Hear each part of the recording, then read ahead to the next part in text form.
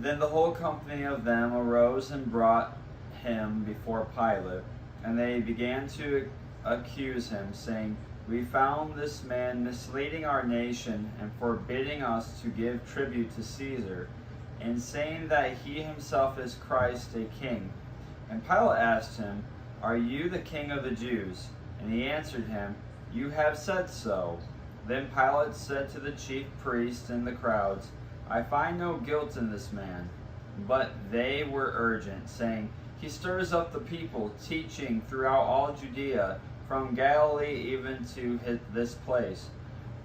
When Pilate heard this, he asked whether this man was a Galilean. And when he learned that he belonged to Herod's jurisdiction, he sent him over to Herod, who saw himself in Jerusalem at that time.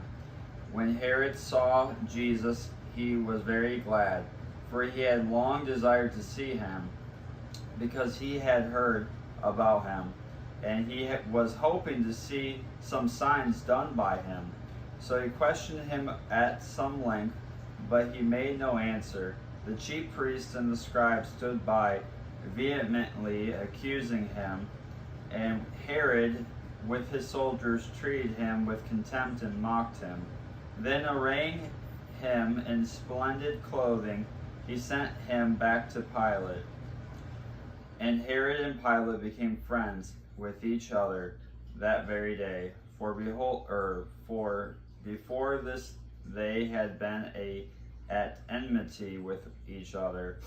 Pilate then called together the chief priests and the rulers and the people, and said to them, "You brought me this man at one who was misleading the people, and after examining him before you, behold, I did not find this man guilty of any of your charges against him. Neither did Herod, for he sent him back to us.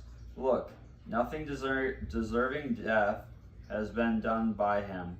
I will therefore punish and release him." But they all cried out together, "Away with this man, and release to us Barabbas, a man who has been thrown into prison for an insurrection started in the city for murder." Pilate addressed them once more, desiring to release Jesus. But they kept shouting, "Crucify, crucify him." A third time he said to them, "Why, what evil has he done? I found in him no guilt deserving death. I will therefore punish and release him."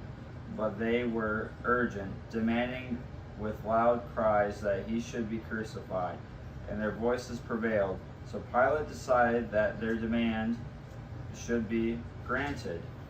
He released the man who has been thrown into prison for insurrection and murder, for whom they asked, and he delivered Jesus over to their will.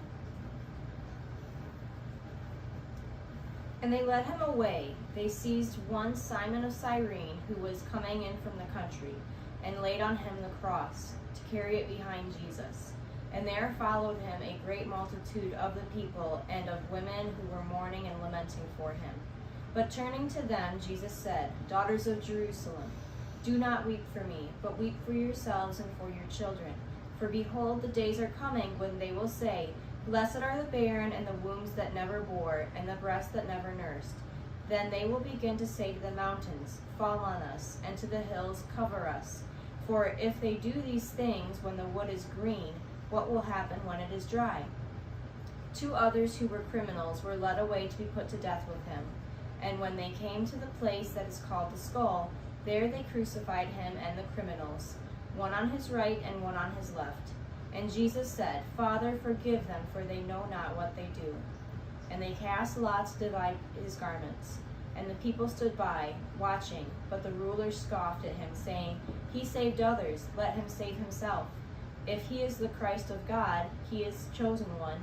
The soldiers also mocked him, coming up and offering him sour wine, and saying, "If you are the king of the Jews, save yourself." There was also an inscription over him, "This is the King of the Jews."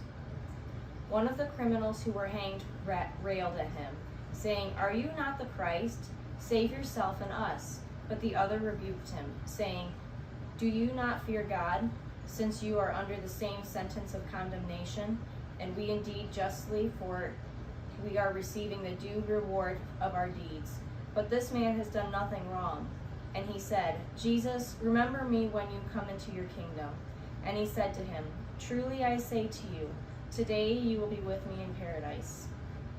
It was now about the 6th hour, and there was darkness over the whole land until the 9th hour, while the sun's light failed, and the curtain of the temple was torn in two. Then Jesus, calling out with a loud voice, said, Father, into your hands I commit my spirit. And having said this, he breathed his last. Now when the centurion saw what had taken place, he praised God, saying, Certainly this man was innocent.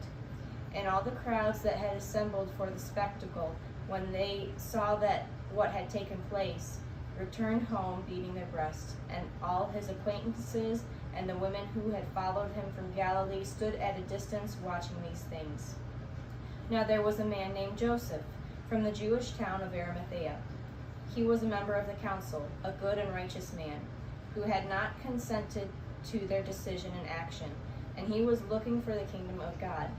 This man went to Pilate and asked for the body of Jesus. Then he took it down and wrapped it in a linen shroud and laid him in a tomb cut in stone, where no one had ever yet been laid. It was the day of preparation, and the Sabbath was beginning. The women who had come with him from Galilee followed and saw the tomb and how his body was laid. Then they returned and prepared spices and ointments. On the Sabbath they rested according to the commandment. That's the reading for Luke 23. We hope you guys all have a blessed day and a Merry Christmas. Take care.